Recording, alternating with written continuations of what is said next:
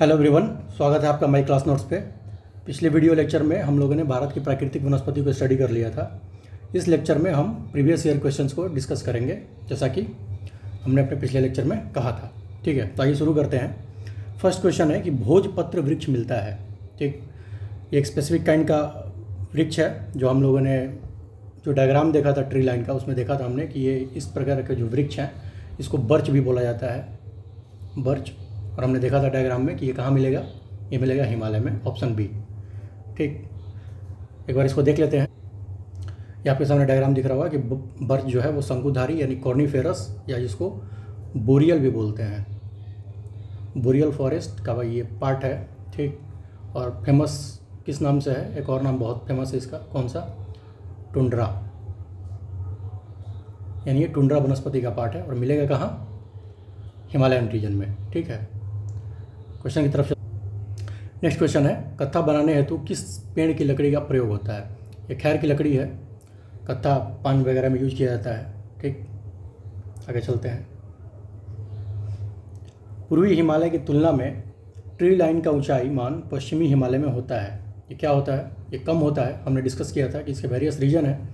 क्या क्या रीजन है कि एक तो पूर्वी हिमालय जो है ये भूमध्य रेखा के ज़्यादा करीब है।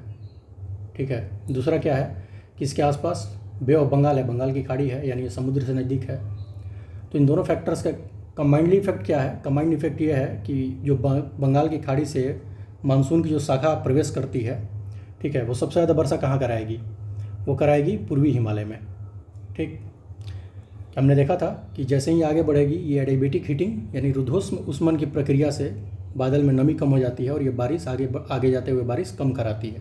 ठीक है, तो पश्चिमी हिमालय की तरफ जब ये बारिश की रेखा पहुंचती है तब तक इसमें पर्याप्त मात्रा में नमी नहीं रहती। ठीक है, अच्छा, ट्री लाइन का क्या मतलब हुआ, देखिए ट्री लाइन का मतलब हुआ कि जैसे ही आप हिमालय में ऊपर की तरफ ट्रैवल करना शुरू करिएगा तो एक स्पेसिफिक ऊंचाई पर पहुंचते ही आपको क्या मिलेगा, आपको हिम रेखा मिलनी शुरू होगी, यानी एक ऐसी काल्पनिक रेखा जिसके ऊपर सिर्फ और सिर्फ बर्फ़ पाई जाए, उसको हिम रेखा कहेंगे। ठीक, और उसके नीचे आपको वनस्पतियाँ मिलेंगी। तो वह मैक्सिमम हाइट, वह अंतिम पंक्ति वृक्षों की जिस हाइट पर मिलेगी उसको क्या कहेंगे, ट्री लाइन कहेंगे या वृक्ष रेखा कहेंगे। ठीक है, तो अब कॉमन सेंस ये कहता है कि पूर्वी हिमालय में चूँकि वनस्पतियों के विकास की दशाएँ ज़्यादा अच्छी हैं, बेहतरीन हैं, इसलिए क्या मिलेगा, पेड़ ज़्यादा ऊपर तक मिलते जाएंगे। ठीक है, और पश्चिमी हिमालय में क्या मिलेंगे, कम मिलेंगे, मतलब कम हाइट पे ही पेड़ खत्म हो जाएंगे और बर्फ़ शुरू हो जाएगी। ठीक, ये ऑप्शन बी इसका आंसर है। आगे चलते हैं। भारत में निम्नलिखित में से किस प्रकार का वन सर्वाधिक वृहद क्षेत्र में पाया जाता है। ये हमने डिस्कस किया था और मैप से भी देखा था, एक बार फिर से देखते हैं। ये रहा वो डायग्राम और ये दिखा रहा है कि जो पर्णपाती वन है, आर्द्र को इग्नोर करिए, आर्द्र थोड़ी गलती से यहाँ पे प्रिंट हो गया है। पर्णपाती वन जो है वो सबसे ज़्यादा रीजन में पाए जाते हैं भारत के। कुछ यहाँ है, कुछ पश्चिमी घाट से लगे हुए हैं। ठीक है, यहाँ पर्णपाती आपको पता है दो पार्ट में डिवाइड करते हैं इसको, शुष्क में और आर्द्र में, शुष्क और आर्द्र। तो सबसे ज़्यादा जो रीजन पाया जाता है भारत में पेड़ों का वो शुष्क पर्णपाती का है। ठीक है, और उसके बाद सेकंड नंबर पे आर्द्र पर्णपाती का है। क्वेश्चन की तरफ चलते हैं। तो इसमें आर्द्र शीतोष्ण नहीं होगा, सदाबहार नहीं। देखिए शुष्क पर्णपाती कहीं दिख नहीं रहा है, बचा एक कौन सा, आर्द्र पर्णपाती, ऑप्शन सी सही आंसर है। और ISFR यानी Indian state of forest report जो आई थी 2019 वाली, उसके अकॉर्डिंग इनका क्लासिफिकेशन कितना है, मतलब एरिया के कितने परसेंटेज में वन पाए जाते हैं। तो जो शीतोष्ण वन पाया जाता है वो मिलेगा आपको 2.6%। सदाबहार, शुष्क सदाबहार कितने में मिलेगा, ये मिलेगा 0.02%। आर्द्र पर्णपाती ये 17.65%। और आर्द्र सदाबहार ये मिलेगा 2.61%। ठीक, आगे बढ़ते हैं। पश्चिमी हिमालय की शीतोष्ण पेटी टेम्परेट जोन में निम्नलिखित में से किस एक वृक्ष का बाहुल्य है। बात कर रहे हैं पश्चिमी हिमालय की, ज़्यादा कुछ सोचना नहीं है, मिलेगा देवदार, ऑप्शन बी सही आंसर है। नेक्स्ट, निम्नलिखित राज्यों में से किस राज्य में सिनकोना का वृक्ष नहीं पाया जाता है। हमने पढ़ा था सिनकोना का वृक्ष, इससे मलेरिया की दवा बनती है इसके छाल से, और ये कहाँ नहीं मिलता है, ये छत्तीसगढ़ में नहीं मिलता है। कोई कंसेप्ट नहीं है, सिर्फ फैक्ट है। आगे चलते हैं। निम्नलिखित में से किसे जंगल की आग कहा जाता है? ये साइंटिफिक नेम दिए हुए हैं। जंगल की आग बोलते हैं ब्यूटिया मोनोस्पर्मा को, और इसको क्या बोलेंगे? इसको ढाक बोला जाता है या पलास, और कई जगह पे इसको सेमल भी कहते हैं। ठीक, नेक्स्ट क्वेश्चन, निम्न में से किस पौधे में फूल नहीं होते? फूल जो है फर्न में नहीं पाए जाते, क्योंकि फर्न कैसी वनस्पति है? ये टुंड्रा वनस्पति है। ठीक, आगे चलते हैं। सागौन तथा साल किसके उत्पाद हैं? उष्णकटिबंधीय शुष्क पतझड़ी वन, सदाबहार, कंटीले, पर्वतीय। देखिए, एक तो आप ऑप्शन एलिमिनेट करते हुए भी बढ़ सकते हैं। सागौन और साल पर्वत में नहीं पाए जाते, क्योंकि वहाँ चीड़, देवदार, ब्रूच यही सब पाए जाते हैं। ठीक है, कंटीले वन ये है नहीं। आप कन्फ्यूज हो सकते हैं शुष्क पतझड़ में और सदाबहार में। ठीक, तो देखिए, जो भी थोड़े से कम वर्षा वाले जोन में पाया जाएगा, ठीक है, उसमें मतलब 70% चांस होगा कि वह सदाबहार नहीं होगा। ठीक, क्योंकि सदाबहार वन कैसे होते हैं? एक तो इनकी पत्तियाँ बहुत चौड़ी चौड़ी होती हैं। ठीक, अच्छा, दूसरा क्या है? देखिए, आपको ये पता है कि सदाबहार जो है वो कहाँ मिलेगा? वो मिलता है मानसून जहाँ से प्रवेश करता है, यानी जहाँ बारिश 200 सेंटीमीटर से ज़्यादा होती है। ठीक, उस रीजन में आपको सदाबहार वन देखने को मिलते हैं। इसका मतलब है कि जहाँ बारिश जो है वो 150 से 200 हो, ठीक है, वहाँ सदाबहार वन नहीं मिलेंगे। अपना बिहार या और पूर्वी यूपी, ये जो है ये सदाबहार वाले वन का एरिया नहीं है। मतलब यहाँ जो आपको आम जनजीवन में जो नॉर्मल वनस्पतियाँ मिलती हैं, ठीक, तो आप एक चांस ले सकते हैं यह मान के कि ये सदाबहार वन के हिस्सा नहीं है। ठीक है, तो इससे भी आप क्या शुष्क पतझड़ी वन तक पहुँच सकते हैं ऑब्जर्वेशन से। ठीक है, तो ऑप्शन ए इसका सही आंसर है। और वैसे हमने इसको प्रॉपर डिस्कस किया था कि आम, सागौन, साल ये सब क्या है? ये पतझड़ी वन के एग्जाम्पल हैं। बढ़ते हैं अगले क्वेश्चन की तरफ। हिमालय की पहाड़ी श्रृंखला में ऊंचाई के साथ साथ निम्न कारण से वनस्पति में परिवर्तन आता है। ठीक है, देखते हैं कि हिमालय में जैसे जैसे आप ऊपर जाइएगा कौन कौन से फैक्टर ऐसे हैं जो ये डिसाइड करते हैं कि किस प्रकार की वनस्पति मिलेगी। क्या तापमान में गिरावट एक डोमिनेटिंग फैक्टर है? तो यस है। वर्षा में बदलाव बिल्कुल है। मिट्टी का अनउपजाऊ होना ये भी है। और तेज़ हवा, देखिए तेज़ हवा हमको पता है कि वहाँ जेट पवनें प्रवाहित होती रहती हैं हिमालय के रीजन में। ठीक है, हिमालय के रीजन में नहीं, मतलब हिमालय के आसपास के क्षेत्रों में। ठीक, और ये मौसम के अकॉर्डिंग हिमालय को क्रॉस करती हैं और फिर हिमालय के अंदर भी प्रवाहित होती रहती हैं। तो कहने का मतलब है कि तेज़ हवा को कंसिडर किया जा सकता था, लेकिन छत्तीसगढ़ पीसीएस ने इस क्वेश्चन को कैंसिल कर दिया था। ठीक है, लेकिन अगर जो आंसर उसने सबसे पहले दिया था वो ऑप्शन ए था 1, 2, 3, तो मतलब ज़्यादा बोलते हैं ना कि आंख बंद करके सही मारना हो, तो ये 3 तो बिल्कुल है। ठीक है, चौथे पे कुछ सोचना पड़ सकता था। तो पश्चिमी जेट का प्रभाव इसको सही करता था, बट ये ऑप्शन में कहीं है नहीं, तो हम 1, 2, 3 मार के निकल जाएंगे आगे। ठीक, आगे चलते हैं। पश्चिमी हिमालय में उच्च पर्वतीय वनस्पति 3000 मीटर की ऊंचाई तक ही उपलब्ध होती है, जबकि पूर्वी हिमालय में वह 4000 मीटर। पूछ रहा है कि इसका आंसर मतलब क्या रीजन है इसका? तो इसका रीजन है, देखिए, क्या हमने अभी ऊपर डिस्कस किया था कि भूमध्य रेखा और समुद्र तट से क्या है, ये ज़्यादा नज़दीक है। ठीक, तो ऑप्शन बी इसका सही आंसर है। वैसे सही आंसर सी भी है, लेकिन ज़्यादा सही कौन सा है? क्योंकि यूपीएससी आमतौर पर यही करती है कि वो आमतौर पर ऑप्शन सही ही डालती है, लेकिन हमें ज़्यादा सही फाइंड आउट करना होता है। ठीक, तो ऑप्शन बी जो है वो सी का क्या है, रीजन है इसका। यही वो 2 फैक्टर हैं जो पूर्वी हिमालय में ज़्यादा बारिश कराते हैं एज कम्पेयर टू पश्चिमी हिमालय। इसलिए आंसर ज़्यादा सही कौन सा है? Option B. Next, antelope, oryx और चीरू के बीच क्या अंतर है? ये फौना के क्लासिक एग्जाम्पल हैं। इस तरह के क्वेश्चन शायद ही अब पूछे जाएँ, क्योंकि ये 2012 का है। इसमें है क्या? फौना है तो क्या होगा? ये कहाँ मिलेंगे? देखिए, ये मिलते हैं, ऑरिक्स गर्म और शुष्क क्षेत्रों में रहने वाले हैं, और जबकि चीरू ठंडे उच्च पर्वतीय घास के मैदान में रहते हैं। ऑप्शन ए सही आंसर है। निम्नलिखित युग्म में से कौन से एक सही सुमेलित है? टीक सागौन को बोलते हैं। ठीक है, अभी हमने डिस्कस किया कि एक क्या है, शुष्क पतझड़ी वन का एग्जाम्पल है। देखिए, इसमें भी ऑप्शन एलिमिनेशन बहुत अच्छे से लगता है। तो क्या जम्मू कश्मीर में पाया जाएगा?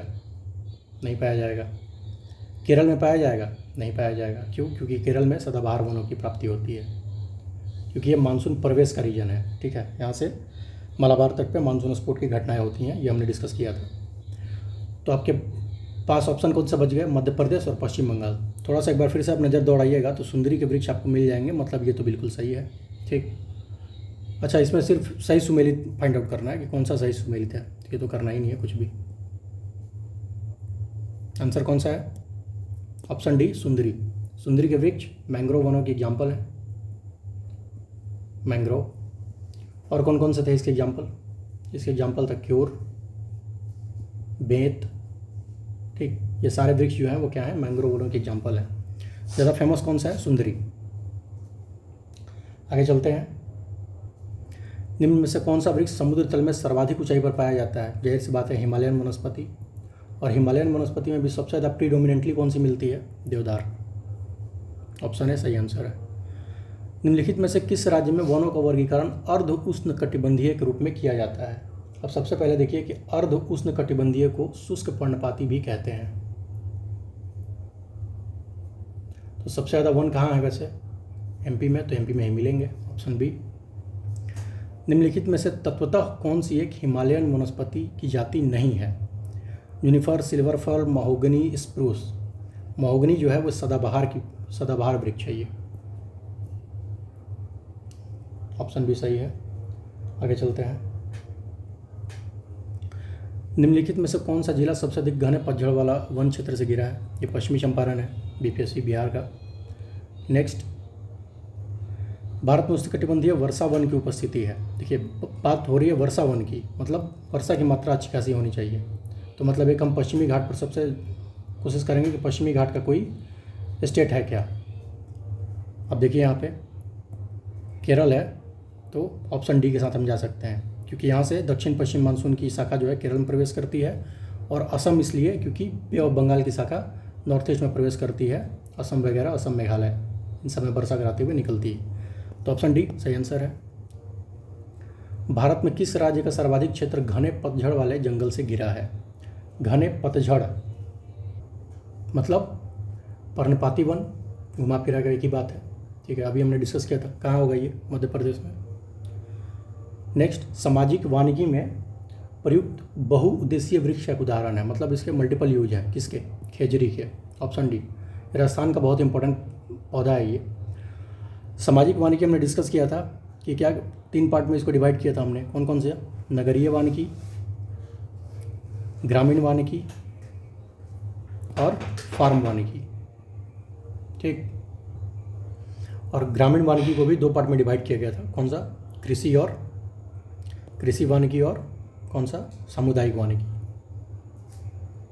ठीक, तो ये कह रहा है कि खैर बहुउद्देशीय का मतलब हुआ कि इसमें मल्टीपल यूज, तो मतलब खेत के किनारे किनारे मेड़ पे कौन से पेड़ लगाए जा सकते हैं? खेजरी के पेड़ लगाए जा सकते हैं। क्यों? क्योंकि एक तो ये पानी का कम ऑब्जॉर्प्शन करता है, ठीक है, दूसरा इससे चारा की प्राप्ति होती है, ईंधन वाली लकड़ी मिलती है, और साथ ही साथ यह एक औषधीय पेड़ है। तो बहुत सारे गुण हैं इसके, इसीलिए इसको राजस्थान में काफ़ी महत्वपूर्ण पेड़ माना जाता है। ऑप्शन डी इसका सही आंसर है। आगे चलते हैं। लीसा प्राप्त होता है, देखिए लीसा चीड़ से प्राप्त होता है और इससे तारपीन का तेल बनता है। ठीक, आगे चलते हैं। सूची को मिलाना है, ठीक है। सबसे पहले हम देखेंगे कि कच्छ वनस्पति का मतलब होता है मैंग्रोव। तो ये सबसे आसान है, तो सबसे आसान को सबसे पहले पकड़िए, कहाँ मिलेगा? सुंदरवन में।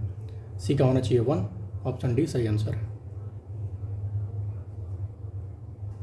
इसके अलावा और को देख लें। पतझड़ वन कहाँ मिलेंगे? पतझड़ वन मिलेंगे जहाँ बारिश कम हो। ठीक, तो बारिश कम वाला इलाका कौन कौन सा है?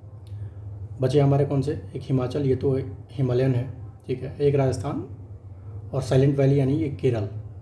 तो केरल में तो सबसे ज़्यादा बरसात होगी, ठीक है। तो पतझड़ वन हमारे मिलेंगे राजस्थान में।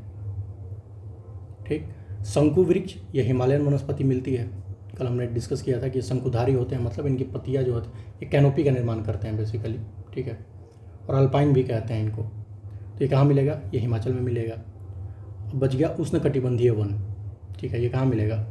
Silent valley, Kerala. आगे चलते हैं। उष्णकटिबंधीय आर्द्र पर्णपाती, शुष्क पर्णपाती। तो देखिए आर्द्र पर्णपाती मतलब आपको वो रीजन ढूंढना है जहाँ बरसात ज़्यादा हो। मैं बार बार बोल रहा हूँ कि बरसात ही इसका डिसाइडिंग फैक्टर है, ठीक है। तो देखिए तराई का जो प्रदेश है, तराई प्रदेश, ठीक, इसमें बाकी कंपेरिजन में बरसात सबसे ज़्यादा होगी। तो आर्द्र पर्णपाती कहाँ मिलेगा? तराई में। शुष्क पर्णपाती कहाँ मिलेगा? शुष्क पर्णपाती मिलेगा आपको थोड़ा सा जहाँ कम बरसात होगी, यानी कहाँ? मध्य गंगा का मैदान में। सदाबहार वन कहाँ मिलेंगे? जहाँ भरपूर बारिश हो, यानी सह्याद्री, पश्चिमी घाट की श्रृंखलाएँ हैं ये, ठीक। बचा कौन? अल्पाइन। अल्पाइन यानी हिमालयन पेड़ कहाँ मिलेगा? अरुणाचल। तो ऑप्शन कौन सा बन रहा है? ऑप्शन बन रहा है ऑप्शन ए। आगे चलते हैं, सुमेल कीजिए। सागौन। सागौन कहाँ मिलेगा? सागौन मिलेगा मध्य भारत में। मध्य भारत मतलब एमपी, छत्तीसगढ़ का थोड़ा सा रीजन, इसके अलावा उड़ीसा, ठीक है। कैसा पेड़ है ये? पतझड़ है। देवदार। देवदार मिलेगा हिमालय के उच्च क्षेत्र में, ठीक है, हिमालयन वनस्पति है। सुंदरी कहाँ मिलेगी? सुंदरवन में, मैंग्रोव वनस्पति है, ठीक। और सिनकोना, अब बच गया कौन? हिमालय की तराई, बेसिकली छत्तीसगढ़ में नहीं मिलती है, और जगह मिलती है, ठीक है। तो ऑप्शन कौन सा बन रहा है हमारा इसमें? इसमें हमारा ऑप्शन बन रहा है ऑप्शन ए, ठीक। तो बस आज के लिए इतना ही है। अगले लेक्चर में हम एक डिफरेंट टॉपिक के साथ मिलेंगे। तब तक के लिए थैंक यू वेरी मच।